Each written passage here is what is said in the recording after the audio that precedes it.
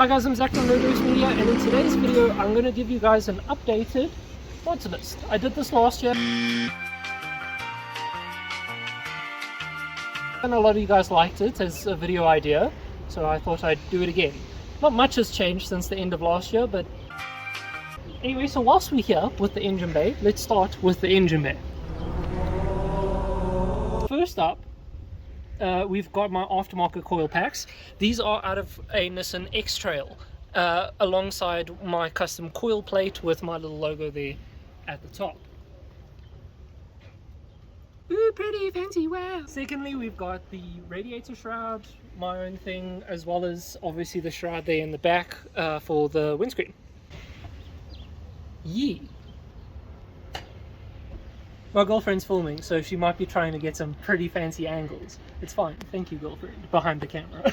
On to now more so the turbo kit side of things. So we've got a Garrett, I believe it's a T25 Callum. If you're watching in some mystical universe, please actually correct me in the comments, but I believe it's a T25 or 226, something like that. It's one of the smaller Garrett turbos. It's actually the stock turbo. It's actually the stock turbo from a Nissan 300ZX Z32, the V6 twin turbo boy. It's one of those stock turbos. Now that actually includes obviously the cone filter that comes here on the top, a custom bit essentially to the intake, and a custom downpipe going down, as well as custom headers. I run an internal wastegate for the turbo because just through discussions and stuff it ended up being cheaper, and it ended up just being, there's nothing wrong with doing it, and it was there, so we may as well use it, so that's what we did. Anyway, moving back, the engine itself is not, it has been rebuilt, it is not forged or like highly intense in any regard like that. It is still essentially stock quality pistons, rods, crank, cams, the whole shebang. The only thing that it basically did a fair bit of head work to it. If I could English, that'd be great. We did a fair bit of head work to it so that the ports are a little bit cleaner and so on and so forth. It flows a little bit better. And past that, we just did a one size over for the pistons, so it's a 1.7 litre now, not a 1.6 litre. Although stock engine is like 1.5, what is going on inside their head? Something. Moving back towards the turbo kit. So we've got a mock style Greddy blow-off valve, if I remember Callum correctly. So it is not a genuine one. It wasn't a part that I needed to necessarily get a genuine part, so I'm not too stressed about it. It still makes all the correct noises, and it still has a setting essentially that you can either have it dump completely or just partially dump, which is what I have now. So basically the blow-off valve, on low amounts of boost, it surges back into the turbo, making the choo-choo noises that we all like. I did that for only the low boost, so it doesn't make big choo-choo noises, and it doesn't actually make multiple choo-choos. It kind of just does a little bit of a dump through the turbo. You can hear the difference between the turbo and the actual blow-off. I chose to do that because I still get the nice noises, but it's still safe for the turbo when it's actually under big pressure. Now you can't really see it, but I've got a nice big oversized English, please me, oh my gosh. I've got a nice big oversized intercooler as well.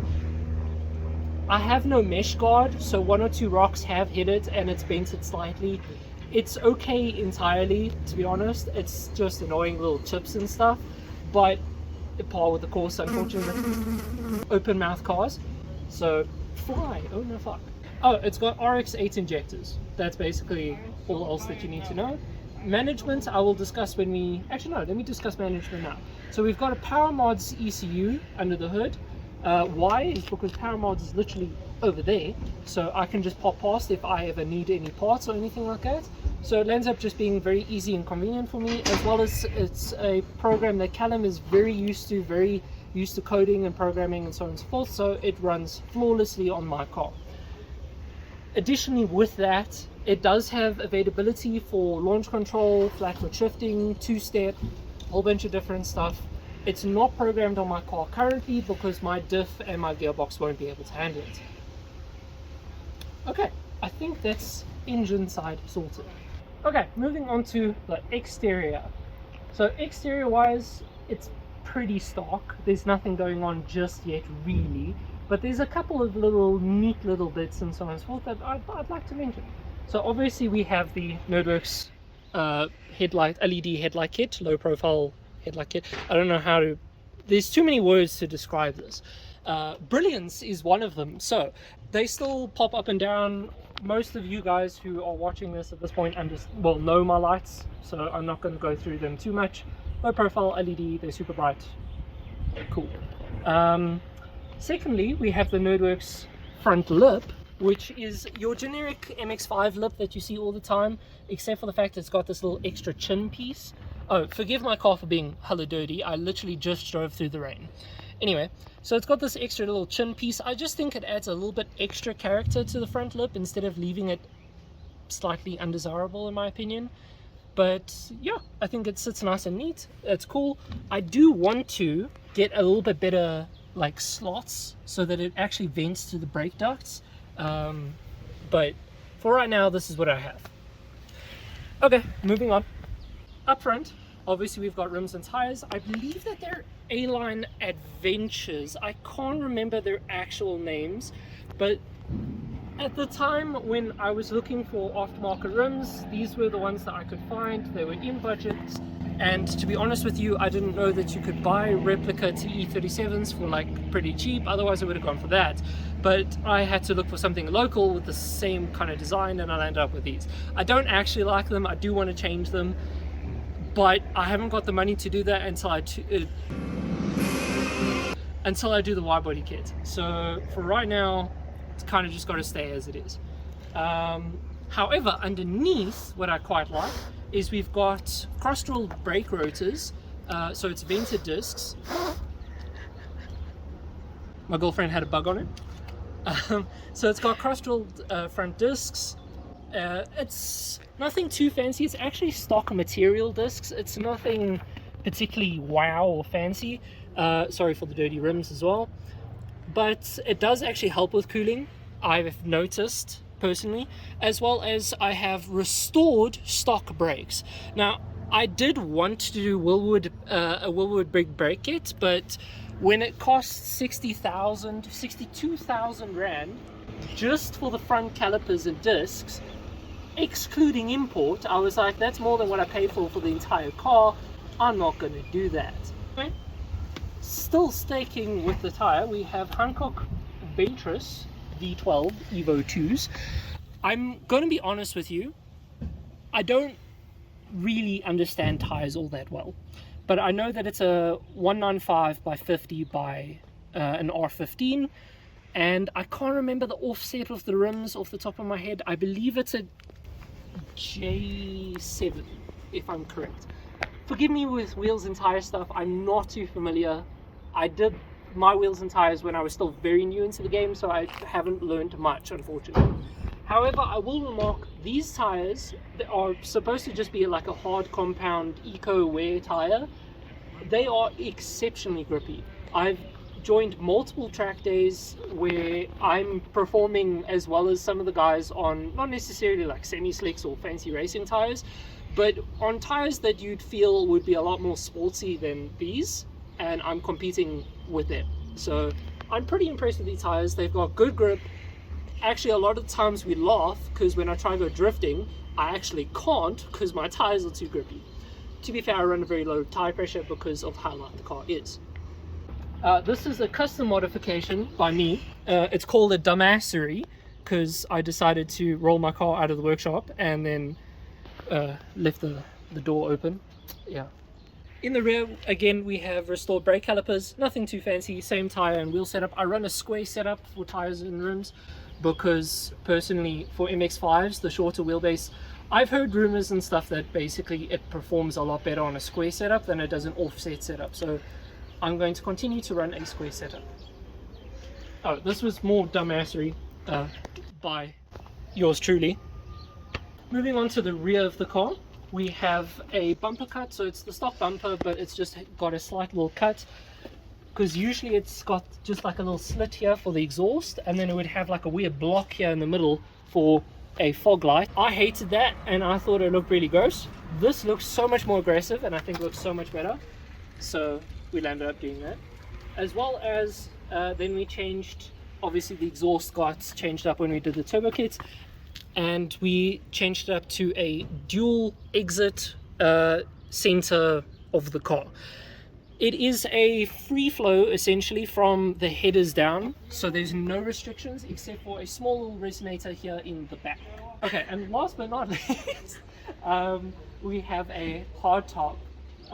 This is actually off an NB MX-5, hence why it doesn't actually color match, and it's red. But I kind of made it work with the, you know, the rest of the theme of the car. I put the racing livery so that it kind of works with the rest of the car. But it's actually off an NB. They fit, they're interchangeable for those of you who didn't know. I do plan to change the color. Now a lot of people ask me what am I going to do paint wise for the car. I do plan to change the color, so I will eventually, but for right now it will stay my beautiful redhead. A small thing for redheads. Anyway, moving on. And then finally, suspension setup. There's basically nothing actually done to the suspension. Kind of. So we actually found out that my car's on the special editions lowering springs. So basically Callum's got that special, the Unos special edition. Mine has the same springs in it. I don't know where the previous owners got the springs because I never did it myself, but apparently it's got the same springs, and then stock shocks. I do plan on getting BC coilovers hopefully at some point, but they're kind of expensive and I have other things that I want to put towards the car. I did want to do my own custom suspension. Unfortunately, all of my contacts for that kind of fell through, and it would land up being exceptionally expensive to do myself and then try sell here, to the point that I'm not even competitive with BC, and considering BC coilovers are pretty damn good value for money, I'd rather just go with BCs. Anyway, let's move on to the interior. Okay, you've joined me in the interior of the car, so let's go through it. Speaking of still engine stuff, I guess I should also note, obviously Callum rebuilt inverted commas the gearbox. Essentially just tightened up all the shifter bushings and stuff for the gearbox. You can see that it actually has now loosened because they are 30-year-old bushings. However, I still think it feels 10 times better than when I actually took delivery of my car 5 years ago, basically before I sent it through to Callum, so I'm very thankful that he did that. And obviously I should mention it's now got a 3-puck clutch, so a pretty damn aggressive clutch. Moving on to the rest of the interior, we've got a double DIN touchscreen radio. It's nothing too fancy, it's a little Pioneer boy. It's got Bluetooth. That's all that's really necessary for me, because I didn't feel like listening to nothing on the previous broken ass setup. Past that, we've got the Nerdworks Media hardtop brackets, which replace the weird little clip things that never actually work properly. Obviously we've got here on the top, and then these ones on the side. Where? On the side, hello. Sorry. Seats are actually the stock seats. I do want to change seats. That's actually something I'm going to be looking at doing next year. I want to do bucket seats. I'm not really sure on what I'm going to go with. I might go with replica brides. I might go with some other seats and get them custom branded to my own logo and or to something else. I don't know. We'll see when the time comes for that. For right now, I've got stock seats though. If we pan here to the doors, we can see that I've actually got these, which are custom speaker covers, which then go into little cup holders, because Miatas don't come with cup holders. Now these aren't actually for sale yet, because as you can see, these were template rough ones and they didn't actually come out that nice. I'm busy planning on making them fit and work a lot better. I actually have a template one now that I'm working on. They should be available soon, because I think I've gotten them to work nicely. I have made a set already from the template that seems to work minty. So yeah. Steering wheel. This is actually the stock Momo steering wheel that the Mazda MX-5s come with. Well, the pre-94 ones, I believe after 94 they started to come with Nardi steering wheels, if I'm right, but the pre-94 ones came with a Momo steering wheel with, I should have it here somewhere with me, with this little center cover. So for those of you who don't know, basically you can clip this over and it's got like this looks more stock, like a classic stock wheel, and it's got its little Mazda thing and so on and so forth, but obviously I like the open metal steering wheel because race car, and we all know because race car wins. So I keep this with me though, because apparently cops give you crap if you don't have a stock steering wheel. So I'll just pull this out and be like, look my G, it is a stock steering wheel, it's just what Mazda decided was cool. Anyway, everything in the interior past that is basically stock. I've got obviously the red LEDs or LEDs in the footwells for shows and stuff. I didn't really count them in this episode because they're not really mods, it's just like trying to make look pretty things.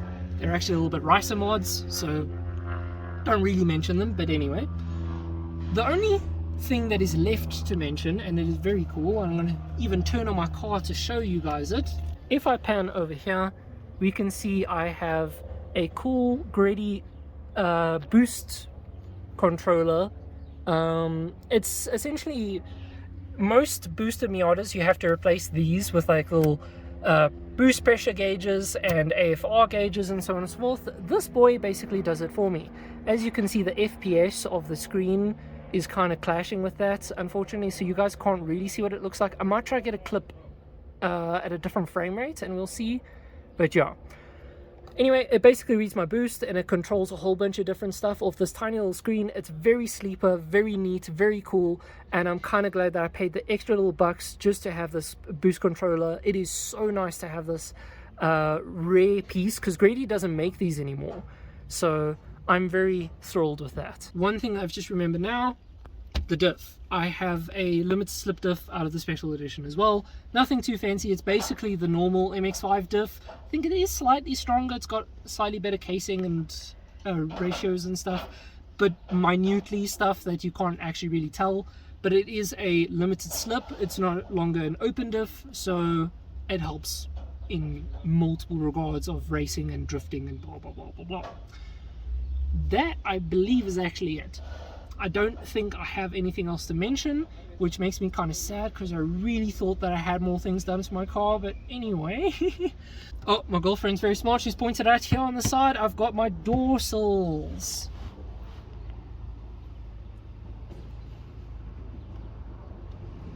Thank you, girlfriend.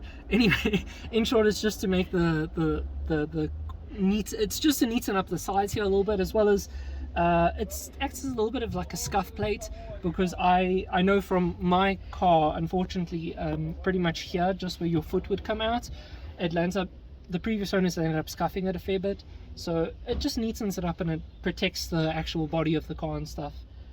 They're very neat. All of these things, by the way, are available on my website, linked down below. If you guys would like to see more mods coming soon, get sneak peeks at them, get sneak peeks at videos, just a whole bunch of behind the scenes stuff, as well as your name being mentioned at the end of this video, you can also go be a patron on Patreon. That is also linked down below. Some small little side notes I guess I could mention, where the turbo spools, I can actually be in boost at anything over 2000 RPM, which I find spectacular. I am hitting about maximum boost though, at about 3,500–4,000 or so, which is where it wants to be, because if it's actually any sooner, you can break the gearbox, so, or the diff. So yeah, but I'm astounded at how fast my turbo can actually spool. Like, I can actually get it to hit full boost earlier than that, but you have to do trickery on the highway with being in the right gear but sitting, and it's weird. Anyway, so the turbo is exceptional. It makes about 220 horsepower. I'm basically on par with the BMW M2. I really do wish I had video of me racing that M2, but unfortunately I don't. However, next week I should I might be going out with Corin, and then we can go play and see how I do with a 2. Well, I think it makes like 400 horsepower, his car, RB25, 206. So we'll see from there. Anyway, thank you very much for joining in today's video. A little bit boring, but I hope you enjoyed it nonetheless. Please like and subscribe. Thank you for watching, and go check out the links in the description. Until then, guys, goodbye.